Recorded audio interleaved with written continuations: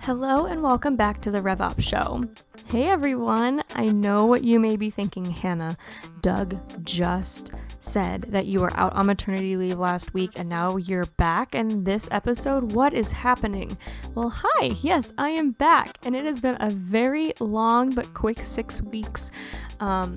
Actually, the reason why episodes took a little bit of a break was because I was on maternity leave. But fear not, because we have episodes that were filmed while I was out that will be going up within the next couple of weeks, and they are great. I am so excited to be back in editing and here as your podcast producer. So the past 6 weeks have flown by, and my son decided to enter this world 2 weeks early and surprise us all. So we have been figuring out this whole parenting thing. We still are. I don't think anybody ever has it all figured out, but we are back in full swing, and today's episode is a great one. It's all about who should RevOps be a hero to. And Doug and Jess do a great job of explaining what this means and what this looks like for you and your company right here in this episode. So instead of listening to my voice any longer, let's get into it.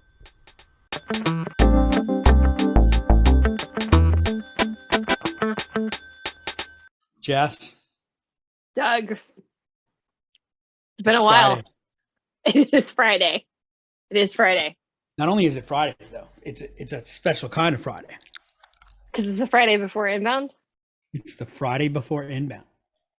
It's the Friday of a holiday weekend. It's the Friday before inbound. It's the Friday before we're going to get to see each other. It's the Friday before all that, and inbound after 3 years. Like, this will be 3 years since the last real inbound. Yes. Yes, it will. I know what I just said is going to be controversial to some people who bleed a certain color, but okay. But it's different. It's different. I'm excited. I'm actually really excited. Me too. I'm excited. This is my excited face, Jess. I know that face well. I'm excited to get to meet some of our new team members. This is a new crew we're going with on top of. That's a great point. And it's funny because I've been talking to some HubSpot reps who are going to be there and HubSpot people, and they're like, yeah, I've never met anybody that I work with. And I'm like, oh yeah, that'll be cool. And for whatever reason, it just, because I feel so close to our team, Jess. That's what it is. That must be what it is. I feel like we're like a family that I realize, yeah, every first time inbounder, and we got a bunch of first time inbounders. Everybody who would be a first time inbounder on our client success team is going. Yeah. And I've never met any of them in person. You have not. Well, with the exception of one. First timer? Yeah. Ashley's never been before. Well, yeah. She's not on our client success team. She's not on our overall operations team. Fair. So yeah, I have met one of them. You have. But you know what? Here's what I realized. Everybody that I haven't met before. Wow. That's insightful. That is insightful. I think I told you this story when I was at Merrill Lynch. We had an old school sales manager, Mike Bitterly. I'll never forget. Anyway, he's a great guy. He had I learned a lot from him, but he definitely had like old school written all over him. And one of his old school elements was, you put in the work, you put in the work, you put in the work. And I was at Merrill Lynch at the very tail end of it really being a stockbroker's paradise as they were making the transition to be more of a wealth management mindset, et cetera. Mm-hmm. And back when it was a stockbroker's paradise, you made, 300 cold calls a day. You got there at 6 or 7 a.m. You left at 8 p.m. Right? You did.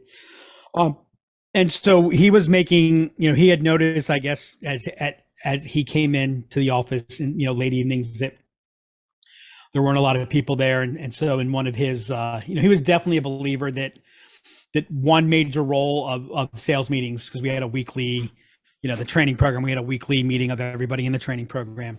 Yep. He clearly believed that, you can't go more than 4 to 6 weeks without reprimanding the troops. The term that he's got to box them, got to get boxed every now and then. You got to box them. And so, he was hitting us on work ethic and, nobody's here. You got to put it in. You got to put it right, blah, blah, blah, blah, blah. Yeah. And he said, I know what you all are thinking. You all are thinking, you don't necessarily see me around here as much as, and he said, but what you don't understand is that when I'm not here, I'm somewhere else. And so I tapped my buddy on the shoulder. He's looking at me and he goes, what? I go, actually, I was pretty sure when he wasn't here, he was somewhere else. I think I knew that. Of course, he meant that he was out recruiting people. Right. I know. I got it. But it's such a great, and it's like in its own way, it's everything that's right and wrong with that old school mentality. Oh, right? 100%. The patent thing, you gotta. But yeah, so anyhow. Well, I was going to ask you what you're most excited about for Inbound. All right. The great Professor McConaughey. I was going to ask you what you're most excited about for Inbound before we get into it. Well, the Westin Lobby. Other than seeing me. Well, seeing you, of course. The Westin Lobby. Where things happen. So, by the way, Jess, did you know I'm an Inbound correspondent? I heard a rumor that you are. So, wait, where are we? Hold on, I got to get this. There's still some stuff that I thought. The issue, Jess, is it's the whole box drive thing, and so ready. Doug Davidoff reporting from the floor of Club Inbound. We've just had a new presentation and some product announcements. Do I sound ready? You do. You sound pumped. You sound prepared. Do you have that stat? You like that? Yeah. I like it. Want to make sure you understand the magic behind the. So, Christina, who organizes all this for HubSpot, had a virtual meetup so I was on with a bunch of people, and everyone's talking about every session that they're excited about, and I said, if I'm going to use the last 3 or 4 inbounds that I was at. Basically 80% of my time is going to be in about a 10 square foot radius of a spot in Club Inbound or in the Westin. Yep. I used to fill up, sessions that I want to go to, and, before I'd know it, I'd be, so I'm what I'm looking forward to. And I think that, it's the aspect of what makes events, what makes live events special, that I've still seen nothing come close in a non-live situation. Is just, so I'm actually putting together a list of who do we need to make sure that we connect with. Yeah, because I know me well enough that I'll go in with all the right attention, and if I don't have something that I'm actually probably gonna have to give it to somebody to make sure that I've never known what you're talking about to be true. I find that you have this level of focus, and nothing can distract you from that. I know. I figured especially the 100 people that want your time and attention at Inbound. But what I'm looking forward to is all the things I'm not even thinking about. All the conversations that I'm not even thinking about. You run into somebody, the conversation that you have 2 days after you had the conversation that you meant to have with somebody, and you run into them. And there's just, and I know there are tools out there, and there are things and people trying to create this, a networking type atmosphere. But it was interesting on this little meetup, this little Zoom meetup. You'd have, pockets of conversation where it really was like random conversation. Yeah. Right? So someone said something, someone said something smart alecky. Okay, I said something smart alecky in response to that. Then someone said, but then what you would see is, and it's so fascinating when you watch these general Zoom meetups, no matter what is there's like a pocket of conversation, then awkward silence for some period of time, then formal something, and then maybe you get a little, and it just doesn't have that. Well, and you know what it's like. It's like you finish one conversation, you take a step over there, and then all of a sudden you're in another conversation. Well, you can't have the experience where you're sitting there and somebody walks down the hall and is like, "Hey," and then you have a great 20-minute conversation with that person. Like that just, there's no way to make that happen. And, maybe you can make that happen if you've got a group of extroverts who want to jump into network roulette. It's an accurate statement. Right. But yeah. But I'm like, because it's the conversations that you didn't intend to have. So if you're like, even if you created the Zoom thing where you could just jump into a separate room and I would be like, yeah, like, okay, so what do we do? What do we talk? I mean, some of it too is, some of the best conversations I have are, the first probably 2 or 3 minutes. I'm like, I don't really want to, I would really rather be doing something else. Right. But then, so it, all just the accidental stuff. Yep. And then the other thing too is, and, there's no bigger proponent to remote working than me. I'm not a demagogue about it. As a matter of fact, the most boring argument, I'm so like, can everyone just shut up on the, back to office is where it's going to be. Remote is where, if you're not remote, you're stupid. If you're not, yeah. I mean, here's the truth of the matter. When you have a whole bunch of people in one place, you build culture, you build it, and I mean, you think about the last time we had our team there, and we were sitting around the couches talking. We were talking to our friends at Impulse. Then this. Yep. Then Brian Halligan comes in. Then you get a picture you get Brian to wear a Sales Genius Network hat. Yeah. Brian sits down for a minute. We start talking about stuff that has nothing to do with anything. Right. And that whole back and forth and conversation, those are the things that just, they can't happen anywhere else. No, they can't. So that's what I'm looking forward to. Yeah, I would agree. I'd agree. The unplanned moment. Alrighty. So we were talking. Seeing how many, your old fashioned is your drink, right? That is my drink. Yeah. Seeing how many old fashions we can get you to knock down over the course of 3 days. Yeah, we'll see how that goes. I'm out of practice. We've got a pool here. We've got an over under. We've got Vegas. We have Vegas bookies that have gone back, done some research, and we've got a over under on it. We don't need a replay of some specific instances in inbound. That's what I'm trying to avoid. We've anonymized all data except that it's yours. Alrighty. Well, we were talking earlier this week about really the role of RevOps, and it actually made me think of we a talk question. About that every week. We do. We talk about it all the time. All the time. It's semi-important to what we do here, the role of RevOps, don't you think? It a little bit, slightly. Specifically, by the way, I'm a RevOps correspondent. Oh, I didn't know that part. Okay. You're specifically a RevOps correspondent. I can't wait to hear all about hear everything that you're it's for you to correspond. Can't wait for it. Yep. So the question that popped in my mind as we were talking is a question that we talk about when we go through kind of defining the alpha journey with clients, which is who do you want to be a hero to?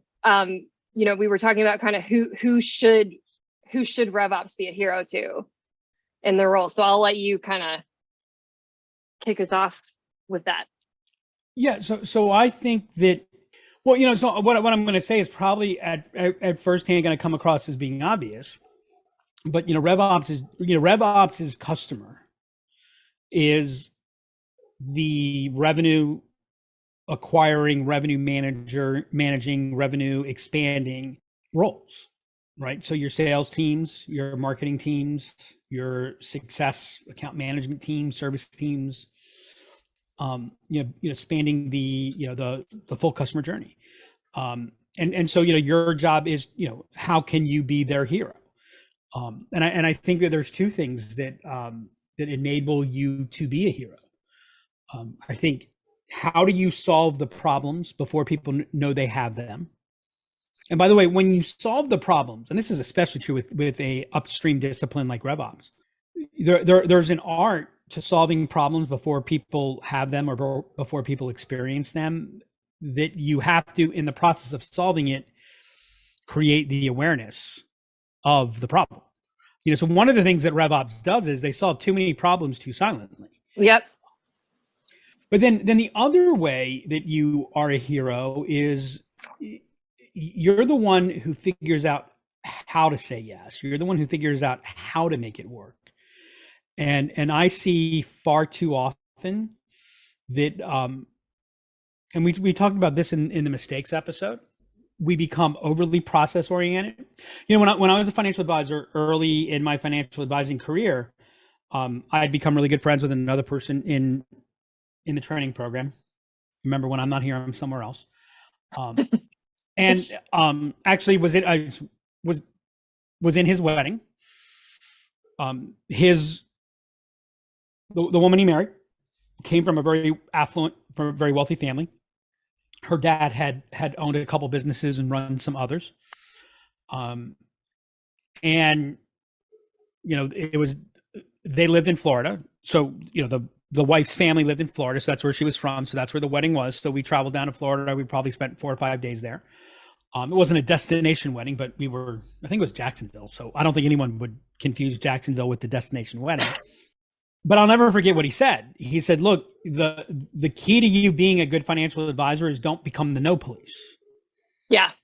Right. And you know, it's so much of an advisor's role. And I learned it the hard way. I mean, I had a couple people where, you know, they were affluent and I saw that, I mean, they were very affluent. I saw the decisions they were making and it was like, you know, you're blowing yourself up, and it became very easy. Like, no, you can't do that. No, you can't do that. No, you can't do that.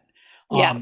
And when you become the no police, you know, people who have done anything creative, people who have created wealth, they're going to fire you, right? Because at some point, and so it's easy to become the no police. It's easy to become overly process oriented. You know, the easiest, most common measurements in RevOps are efficiency metrics. Yeah. So it's easy to become, you know, efficiency focused. And when that happens, you become the people that the line roles have to manage and work around. Right. I mean, yep. You show me a successful salesperson beyond the basics of a transactional opportunity, and I'll show you a person who has a core aspect of their business life built on the philosophy of it is far, far better to beg for forgiveness than to ask for permission. Yep. And and I think, you know, when people are in a place where they're asking for permission, that's where shit goes wrong. And that's where you don't know what, you know, now it's like the only thing worse than not finding, you know, a worm in your, you know, the only thing worse than finding a worm in your apple is not finding one, but realizing there was one there. Well, and I know for me, this is actually a concept that I really struggled with when I came on, because when I first came on, I was sales ops manager. So I helped support the SDRs and kind of make sure they were following the process. And I had to get out of the mindset of, well, you can't do that because that's not what you're supposed to do. And that I had that kind of sunk in my head. You do this process because that's how it's done. And that would be my answer for them. Not, you know, this is because this is easier for you, or this is going to help you because of. So I think we have a hard time too making, like you said, stating what the issue is that we're solving for, but also stating the why behind why we're doing what we're doing. Well, you know, I think, well, let's go beyond and let's be honest. Let's be transparent for our audience, our growing audience. Mm-hmm. Even if you weren't in a sales operations manager role when you started, you know, you have a process mindset. You have 100%. You have a keep things in order mindset. I mean, and it's what enables you to actually plan for and execute a trip to Disney with only 1 to 2 breakdowns and the ability to actually go on all the rides that you wanted to go on. Whereas I get down there and, you know, it just becomes, you and I would kill each other. You know, a traveling shit show. You know what? We might not, because you would plan it clearly enough in advance that it would account for a lot of things. And so, like, because the upside there is, as long as I don't have to think, especially when I'm on vacation, right? The difficulty is you got to do all this thinking in advance, and it's like, okay, that's the fun part. The problem when I went to Hawaii, you know, we didn't go to a single restaurant actually we did end up going to one or two because the last day we had lunch at one of them. But we caught up and they're like, basically you could book a reservation for 2 weeks later. And I'm like, I still struggle with this whole idea that I'm supposed to book reservations for my vacation weeks before I go on my vacation. I'm like, doesn't that defeat the whole idea of vacation? Like, isn't vacation supposed to be, I don't know, what do you want to do for lunch tonight? Or what do you want to do for dinner tonight? Right? Hey everybody, we're having dinner at 7:15. I find this fascinating that this is your mindset and your family comes from like the travel industry. Well, so Jess, it didn't always used to be this way. If you go back to when I was a kid, that's like when you would go to resorts, they weren't booked out forever. It was flexible. They, by the way, that was back in the day when you built some slack into the system because you cared about the experience. Right. Yeah. Right. It wasn't about, hey, table turnover, it's one of the places where data goes. But yeah. So I mean, look, a lot of RevOps' job is to create order from chaos. Mm-hmm. And there's a thought, and I think there's a natural thought that says the best way to create order from chaos is to prevent chaos. Yes. But all creativity is chaos. It's true. Right. And then you're also, I was having a conversation with somebody. Oh, it was a product manager, and they were talking about this to a workflow or whatever. And I said, here's the problem. And I don't mean to insult system admins. And we had a whole episode on why I think the admin role, I think the person is talented, but putting them in the admin role sets them up, to fail. Watch that episode. But I said, the problem is when they're looking at all these things is all, so I basically didn't like an enhancement, a quote unquote improvement that was made. And I say quote unquote, because I will restate that it makes the product worse, not better. And I said, the problem is none of them carry a bag. Right. And I'm not gonna say who it was because I don't embarrass him, but the person who I was talking to didn't know what that term meant, which, by the way, I'm just going to say this, that's a problem. Right. And the reason that that's a problem is that the key to management is empathy. Oh yeah, absolutely. And the key to empathy is understanding. And so if you're not familiar with the term carry a bag, then you don't really because, by the way, we don't carry bags anymore. I sit at a desk, but it's still right. But I'm still carrying a bag. Right. Yeah. There's a connotation to it. It carries a whole lot of, I mean, it's tribal language. Well, it's actually something you had me do when I was in that role, because I was having an exceptionally hard time empathizing with the SDRs. And so you told me, okay, you got to make some cold calls. You got to do some calls so you can understand what they're and oh my God, that's so hard. And I would quit if I had to do that job. Well, but and then it's not just to understand that, but it's also to understand, okay, what does one more click mean? And by the way, that click that then, like, me, when it comes to the implementation, I want to take all of the thinking out of it wherever I can, because anytime I have to stop and think about that, I can't be thinking about this and thinking about that. And by the way, especially on the sales side, and I think it's true with most marketers. So like if a marketer has a job to do, if a marketer has a metric to hit, I promise you, they will ignore every process element if they feel like it's getting in the way of what they need to do. And a rep will do that. And so, what ends up happening is I just don't do it.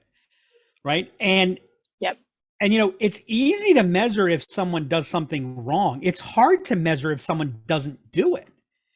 It's right. Really and hard, so now you have data in your CRM and you don't know. So like, here's how I kind of look at, there are two people. So I had a thought. I was out for a walk and school started up.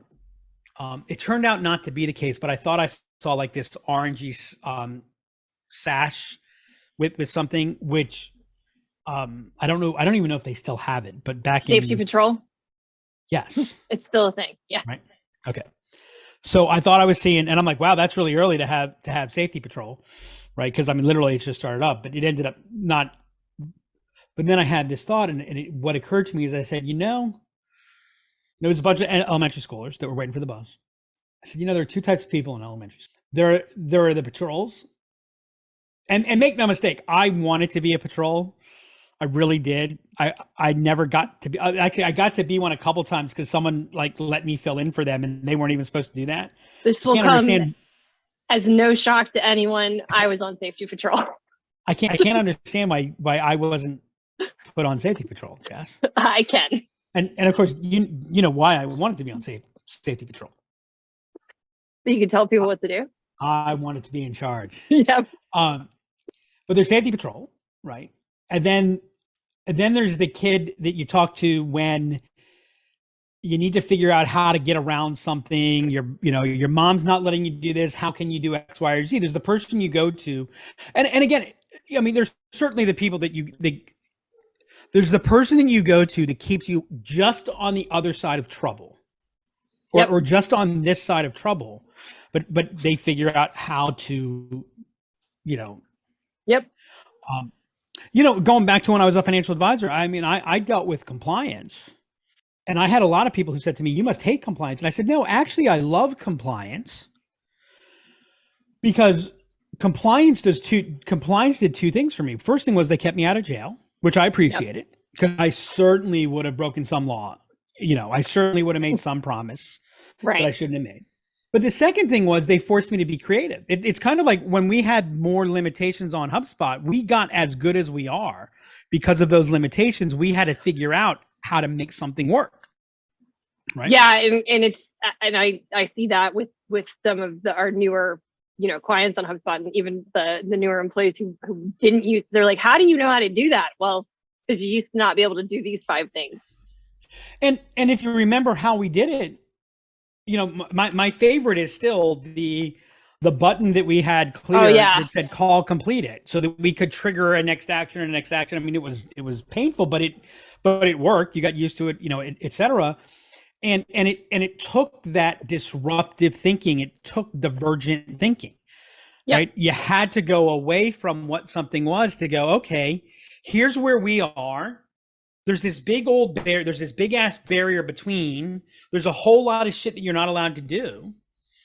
I actually had a few compliance people in financial services that shared with me that I made them better because I didn't let them just say no, which is what their job basically was. I would make them tell me why was it no. Then I would figure out, okay, well, I can't make this promise, right? But I can make that promise. I can't make a promise about your results, but I can make a promise about your problem, right? And so those types of things happen. And what I find is that far too often, RevOps takes a patrol mindset, and I see this. I mean, we did an episode on this. It's the admin's responsibility. It's this person's responsibility for that. Yeah, and it's like, that's just not how the world works. Maybe that's how it works in finance. But the thing is, when you're doing finance, if I'm doing accounting, the debits equal the credits, or there is something incorrect. There is something wrong. In sales and marketing, there is no such thing as, in my opinion, there's a lot of, there are things that are wrong, but there's not a lot of such a thing that's right. It's trade-offs, which we talk about regularly. And so from a RevOps perspective, my question to you to be a hero is, how are you getting your customers to their yes? Yeah. You're asking me that? Well, I'm asking you, or I'm asking you, kind of dig into that with me.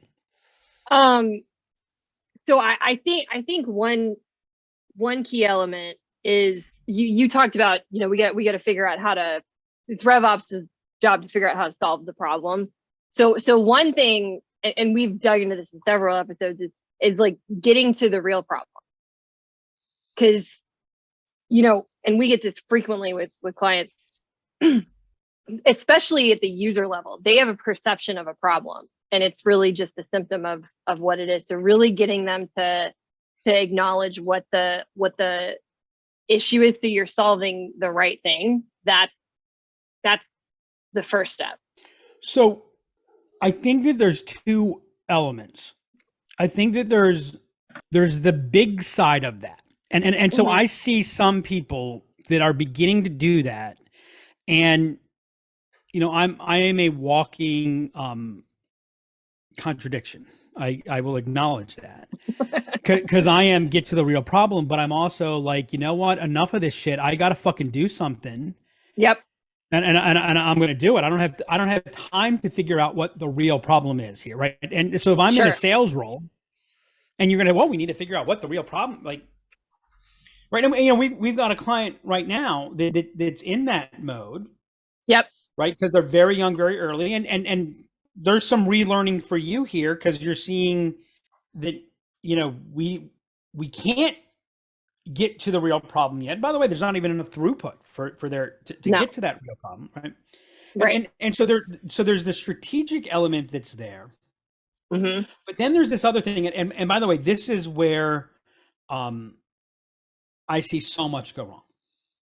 And I think this is probably the worst management myth, worst management, whatever trite expression. Don't talk to me about a problem if you don't have a solution. Yeah.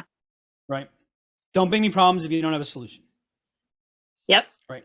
And so what we do, and by the way, humans are trained. We're biologically programmed to jump to solutions because solutions are all about certainty. They're about the illusion of clarity. It eliminates the pain of the problem. It makes you feel better. Theoretically eliminates the pain of the problem. Yeah. Except it actually just reinforces the pain, right? And so, the solution is convergent thinking, right? And so, I had a conversation with someone earlier. Maybe I had that conversation. Then I thought I saw the patrol badge. Maybe that's what caused it to all come together. Where, like, they had reviewed X, Y, and Z, and they needed this, and then I'm like, a lot of what they were doing just wasn't making any sense. And there was this place where, okay, at some point you got to do what they want to do, right? So you're finding this, and then, then like the problem here was they were going between two records, and so they wanted to make a change to, this. So what they saw the problem was that it was hard for this person to get to this record to the other record because the other record was owned by somebody else. So they wanted the other record to be reassigned to this person for this step to then get assigned to. And I'm like, well, wait. Why are you working in two places? Right. And again, it's because of, how do you view, they saw the problem as, well, it's hard getting into that card because I don't own it. Yeah. Yeah. So the problem names the problem, right?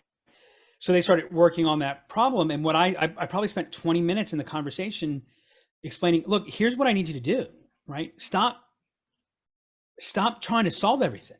Let us know what's frustrating. Where's the friction? What's hard? Just let us know that. Let us dig into it. Give us that information. So I think that, tell me what your problem is.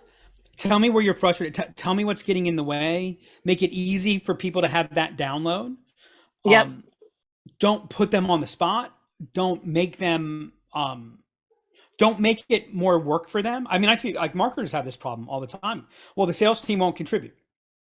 Well, I ask the sales team all the time for what, what content should. Well, that's not how you do it. Right. Right. That, there's a whole orienting process. And by the way, I then asked the question, how many sales calls have you participated in? How many sales calls have you sat in on? Right? Yeah. Right. Now, if you go to that same sales rep and you go, hey, I noticed on this conversation and this conversation, on a series that I was hearing this, and this regularly. Is that happening? Like, was that unusual or is that normal? Oh no, we hear that all the time. Well, okay. Well, what would really help you? I picked up that you went to this soundbite regularly, right? Right. Is that where you go? Oh yeah, I do. Right. See, I'm a hero, and all of a sudden, yep. And by the way, it doesn't you can't do it just once. And there it is, problem solved. So it is having that empathy, and it's also understanding that the job, the goal, the objective it's not clean systems. No. It's not clean process. Right? Where there's no chaos, there's no creation. You're making a whole lot of RevOps people uncomfortable right now. So here's an interesting thought. Mm-hmm. What if the reason that RevOps is so important is because you're not supposed to be comfortable? That is a good thought. I actually was thinking, a lot of RevOps job is that balance, right? The balance of the needs of the frontline people, of the users, of the people, and the needs of the system. Like that's really your job, is balancing those two and which would be managing that chaos. So I think that RevOps is fundamental, core area of value creation is creating stability in an inherently unstable environment, which is different from eliminating stability. I'm sorry, eliminating instability. Yeah. Right. And so what we see, and we're living through it right now, right? We're living through it in so many ways that we've been so focused on efficiency, and we're now seeing that everything is breaking. Yep. Right. We're seeing just how much luck had to do with our super duper wonderful performing. Look at this. When what we need is resiliency. Right. Yeah. We need that resiliency, and we need to remember that what is marketing and sales fundamental job? Differentiation, distinction. Right. Well, yep. Differentiation, distinction. You know what base word that? Different. Yeah. Right. So when we create the 17-step process that you follow through and we make everything the same, you know what we forget? We forget that there's a human there. I can't remember if this was on a previous episode or somewhere else where I had this conversation. Actually, it was in the interview we had. The problem that I'm having with the modern approach to sales marketing process is that we treat the human like we treat the human in the system like the human is the bug, not the feature. Not the feature, yeah. Right. So we keep viewing that the human element, well, that won't work because somebody will have to do it. Right. Well, no, somebody has to do it. That's like, that's where the difference comes. How do we enable that? Right. I use poker. We use poker as the example. I use hitting as an example. Right. Every situation is different. Every pitch is different. The way I feel is different. What has to happen is different. Like all of those things are going on. The person that I'm talking to is different. Yep. So when we see something go out of process, it's a difficult experience because I got to get it back in. Like I can't have, we can't have insanity. Right. But I find that too often there's a lack of curiosity. Why did this break? Why did they not follow? Why, what's happening there? Where does the system need to change? And I find far too often that it's, well, we put these templates together for you and you know what? A lot of times it's, there's a training issue. Like I know in a main place, it's like we literally train on what is a conversation. Yeah. What is the structure of a conversation? What is a conversation, and how does a conversation build on it? Right. Understand what a conversation is so that you can have one. It blows me away. And we talked about this in the interview that we had the other day. Like he mentioned that he'd never seen behavioral science brought up as a key component. And I'm like, it blows me away that in a world that is based on influencing humans, the thing that's missing in every, and salespeople and marketers almost, they hear behavioral science or behavioral economics and they, their facial responses with disdain. It's like, what, man, if I'm going to play basketball, I should probably learn a little bit about how the game is played. Yeah. If I'm going to try to influence, if I'm going to manage influence systems, I should maybe understand how influence systems work. Yeah. Yeah. And kind of similar to this, like I remember we talked about this all the time when we would launch a new SDR or MDR program, but even with a new system, like there's always this want for perfection and to account for everything. And one thing that I think people struggle with, particularly with a new system or process, is some of it is you got to let them get in there and see what kind of chaos and havoc they're going to wreak, so you can put the right systems in place. There's this want of, okay, well, we got to automate everything out of the gate. And one thing we always say is, if you can't do it manually, you can't automate it. So until I've actually had some throughput through the system, until I've actually had the sales reps in and creating some chaos and blowing some things up, not until that happens do I actually know what the right things are to do. And I think we struggle with that. It's a hard thing for me as an ops person, because again, I want everything clean right out of the gate. I don't want any bumpiness. You kind of got to throw them in there and put some bumpiness before you can really know what the issues are that need to be addressed. So I'm gonna share a couple of thoughts that will make some RevOps people uncomfortable. Earlier this week, I was coaching a sales rep. Mm-hmm. And I said to him, I said, here's the problem that I'm having with your performance right now. Every time you talk to me, you're telling me about how good things are going. Every call you send me to listen to, it's good. Where are the 5 questions that you asked that didn't get the response that you thought this was really going to open things up, and it didn't? Yeah. Now he happens to have been a baseball coach as I was. He coached at a higher level than I did. And I asked him, I said, if I told you I got this great shortstop, he hasn't made an error. 5 seasons in a row, he hasn't made an error. I said, how interested are you in the shortstop that's never made an error? Right. And there's only one way that you can, the easiest way not to make an error is just don't field the ball. Don't play. One of the things is, and especially as you're, as you're growing, as you're developing, it's like, no, as you increase your range, as you get to balls that you couldn't get to. It's interesting. The more athletic the shortstop in the early stages of their career, especially, the more errors that they make, because they get to something that no one else gets to. And then, and so it's like, where are you? If you're not breaking, then you're not growing. Yep. And so if the system's not breaking, I had someone brag about the fact that they had no turnover. I said, that's a problem. Right. Yeah. If there's no turnover, that's a problem. There's no recycling. That's part of ecosystems. Yep. Right. It means either you're not growing, because you don't grow and stay the same, or your team's not growing.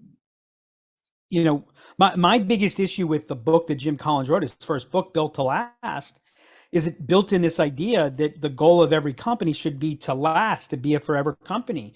And my point is, you know what? And this is my favorite example. They say the buggy whip manufacturer. If the buggy whip manufacturer had understood, well, you know what? When the buggy whip manufacturer, by the way, for those people that said if the buggy whip manufacturer understood they were in the automobile industry, they would have become Ford. No, because by the way, making a buggy whip is a fundamentally different world than making a car. Yeah. If they would have evolved, they would have evolved to be a leather manufacturer, a leather accessories manufacturer, right? So again, but you know what? It's okay that business doesn't exist anymore, because why does a business form? A business forms because there's a problem that needs to be solved, and they solve it uniquely and better than for groups of people than others.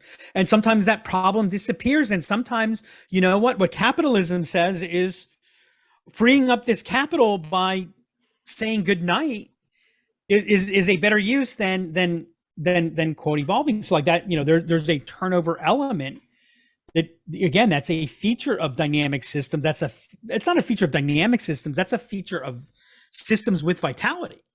Yeah. Right. And so when we push efficiency, we actually, at a point of pushing efficiency, it becomes at the cost of resiliency and vitality. Right. And it becomes,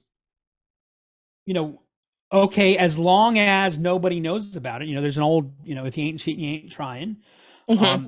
And if the ref didn't see it, then it didn't happen. Right. And look, you know what? If I've got a pressure on me to hit a number, right? I don't go on a President's Club trip. I don't win because RevOps said I'm the easiest person to work with. It's true. Right?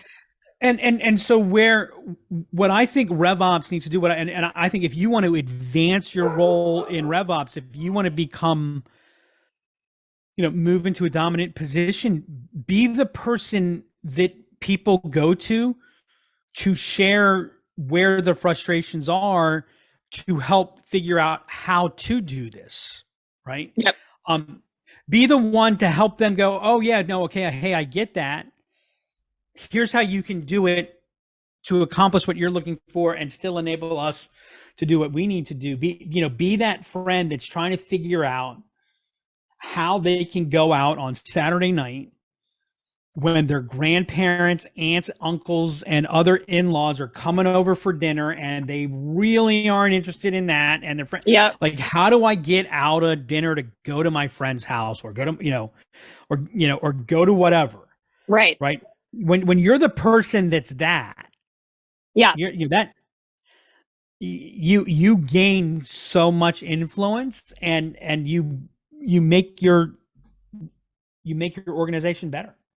I agree. I think that I see that all the time with our clients when we were able to kind of unlock that with some people. That's where, and I think for us, the challenge was you were kind of that person for a really long time. And then we were able to spread that out across the team. And then you slowly saw like people go into others as that happened. So here's the question. Here's a system I'll give you to challenge you to get to that place. The question is never, can we? Yeah. The question is, how can we? How can we? Yeah. Right. Now, the how can we may not be viable. Yep. Right. But by the way, I might be able to say to somebody, and you've seen me do this, you know what, we can do this. It would involve this, this, and this. That goes to trade-offs. It goes to it's a trade-off. And that's going to cost about $500,000. Yeah. Right.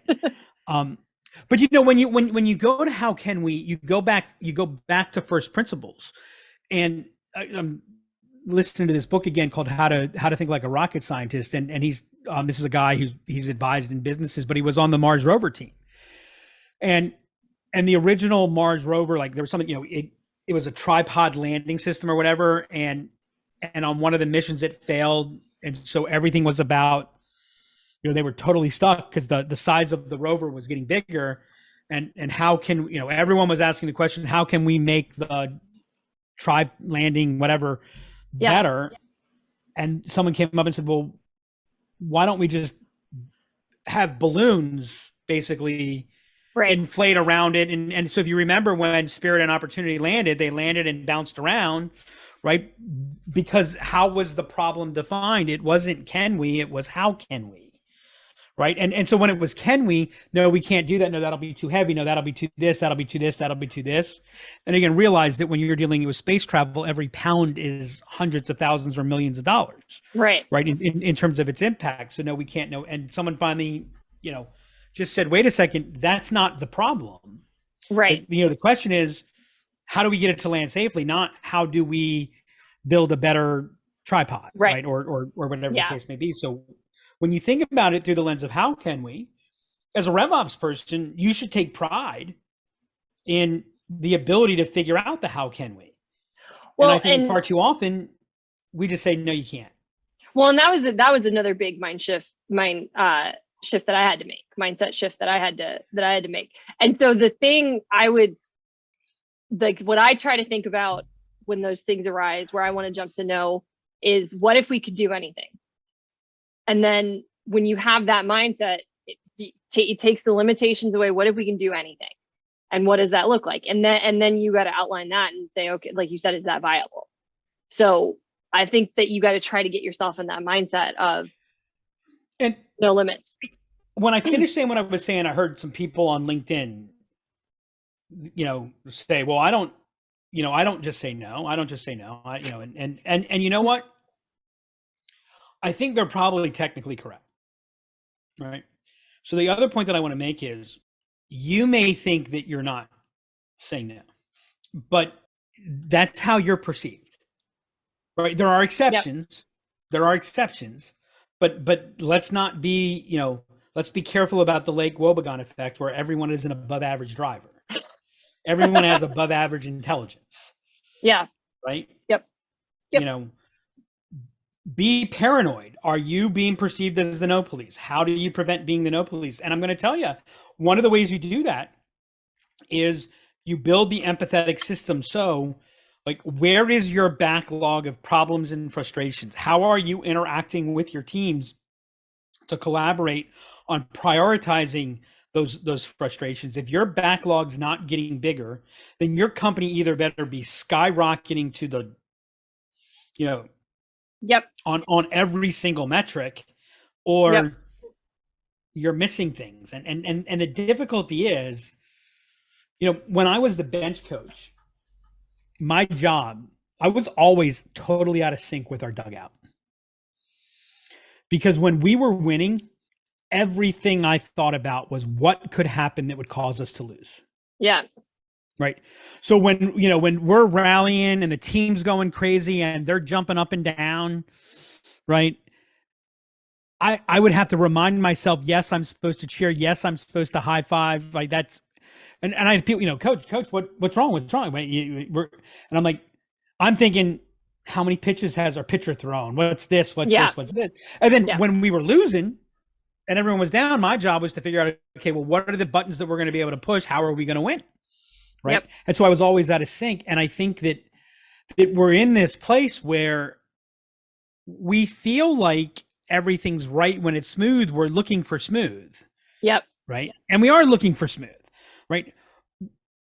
But we're not flying if there's not underlying turbulence. Right. Remember, there's only one law of physics that's keeping that plane in the air. There's 100 or more than one that's going to work to try to bring that thing down. Right. And so, where are the instabilities? What? Because I promise you, the environment is unstable. Right. Be the one that's thinking about that. Be proactive. Identify and solve the problems before people have them. You become the hero, not the goat. And by the way, goat is in the bad sense of goat, not the. You become the goat of the greatest of all time, rather than the goat of. Isn't that interesting? Now that I just said that, the goat means both bad and good. Yeah, it means like you're the heel and you're the greatest ever, or the greatest ever. It's like bi-weekly, Jess. Let's have a bi-weekly meeting. Every 2 weeks or twice a week? Both. We should do it twice a week and every 2 weeks. Every 2 weeks. Okay. All right. So I have a couple of key takeaways. So all creativity is chaos. That's my quote of the podcast. All creativity is chaos. Is it all creativity is chaos, or without chaos there's no creativity? Well, you said all creativity is chaos. I think it's the same thing. I think it's the same thing. Maybe without chaos there's no creativity. There we go. Creating stability. So the RevOps role is to create stability in an inherently unstable environment, and then have empathy. I think that's key, and that's a spot that all ops, I would say, sometimes misses, but RevOps especially have empathy for the reps. So what was the second thing you said? RevOps role is to create stability in an inherently unstable environment. And then the third thing you said? Have empathy. Right. It's important. Key. So I'm going to change have empathy. Build empathy. Okay. Build empathy. Yeah. Because if you have it, that's not enough. You're right. You know what I mean? You're spot on. Spot on. And I think saying have empathy is implying that it's like easy to just have empathy. You do have to build it. Like it's, yeah. And by the way, if you're human, you have empathy, or you're a psychopath. But it's also like, I mean, so there's an interesting, like I see, it's beginner's mind, right? Mm-hmm. One of the things that's hard is as you begin to master something, you begin to build identity behind it, and change becomes threatening. And so you find inherently you begin to lose a level of creativity, and you don't see the change. You fight against the change because the change is a threat. And so if you're not constantly building empathy, that constantly building empathy is you're always challenging your belief there. You're always Like you Yep. always know you're in a position of not right.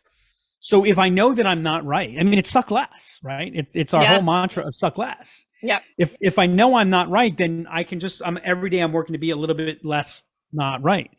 I wanted to get back on creation. So I just typed it in to get a quick definition. So here's the Yep. two definitions: the action or process of bringing something into existence, the bringing into of existence. Now, if I said the bringing into of existence, someone would tell me, would call the grammar police. And this is a freaking dictionary. The bringing into of existence of the universe, especially when regarded as an act of God. Big Bang. The Big Bang was the moment of the creation, therefore the work of God. Well, guess what? Was the Big Bang chaotic? Imagine if a RevOps admin was running the CRM at the point of the Big Bang. Nope, stop. Hey, order, everybody. Order. That's what I'm going to call a new system launch from now on. We're doing the Big Bang. Big Bang, baby. Inbound. Inbounds. Three days? Bam! 4 days? There we go. I'm excited. Thanks, everybody. You know what I say about inbound, Jess? What do you say? Me want cookie. Oh, God. Cookie. Nom, nom, nom. Oh, nom, nom, nom, nom, nom, nom. And Dakota, there we go. Right on cue. All right, Jess, see you in inbound. See you in Boston. See you in a couple days. And that's a wrap on this episode of the RevOps Show. Like just mentioned, all creativity is chaos, and as RevOps' role is to create stability, remember to also build empathy. It's not enough just to have it, we should also be looking to build it. If you enjoyed this episode, please make sure to go subscribe on Spotify and Apple Podcasts. Leave us a review and share the episode. If you have any questions you would like to ask Doug or Jess about this episode or anything else RevOps related, email me at hannah@imaginellc.com or hit us up on Twitter @demandcreator. Until next time, remember, you can't solve your upstream problems downstream.